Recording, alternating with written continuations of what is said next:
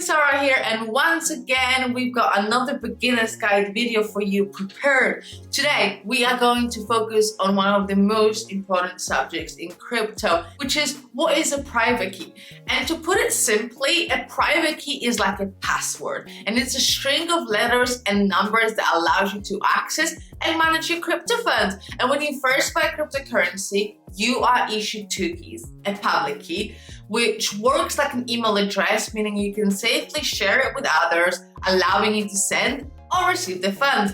And you also have a private key, which is typically a string of letters and numbers, and that is not to be shared with anyone. So you can think of the private key as a password that unlocks the virtual vault that holds your money. As long as you, and only you, have access to your private key, your funds are safe and can be managed anywhere in the world with an internet connection. And this is exactly where the saying, "not your keys, not your Bitcoin" comes from. So why actually private keys are so important? And the system of public and private keys are one of the cryptographic innovations that make the digital money possible and secure. And here is how they work. Cryptocurrencies like Bitcoin and Ethereum are decentralized, meaning there is no bank or any other institution in the middle holding your digital money. Instead, your crypto is distributed across a network of computers via technology called the blockchain. One feature of crypto blockchain is that they are open. So all public key and transaction information is available to anyone to see.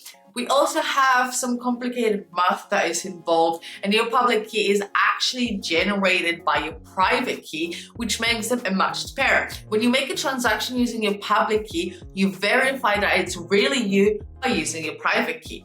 And even though everything is out in the open, it's also anonymous. You don't need to provide a name or address or any other information to essentially use cryptocurrency. Let's take Bitcoin for example. Even though any curious observer can see when Bitcoin is bought or sold or used, only the holder of a private key can make those transactions. So what is the best way to store private keys? And private keys can be stored on computers or mobile phones, USB drives, even specialized hardware wallet, or even a piece of paper. And the ideal form of storage will depend on how often you plan to use your cryptocurrency. A password-protected mobile phone or computer is the most convenient way to store cryptocurrency for everyday use. For long-term or cold storage, private keys should always be kept offline, ideally on devices that have never touched the internet. Even printers can be compromised, And the hardware wallets can facilitate cold storage by signing transactions in a way that does not compromise the private keys. Which brings me to the next question. Should you trust a custodial wallet? Well, a custodial wallet is a third-party service that allows users to store cryptocurrencies similar to a bank, and this allows actually users to skip over the complication of private key storage, relying instead on the technological expertise of the company offering the service. However, of course, there are trade-offs. Custodial wallets are often targets for hackers or phishing scams, and they can also be seized or frozen by legal authorities. And the best solution is to determine what type of wallet fits your individual risk tolerance as well as the technological skills. So, as a key takeaway from this video on private keys, I want you guys to remember that when you own cryptocurrencies, what you really own is a private key.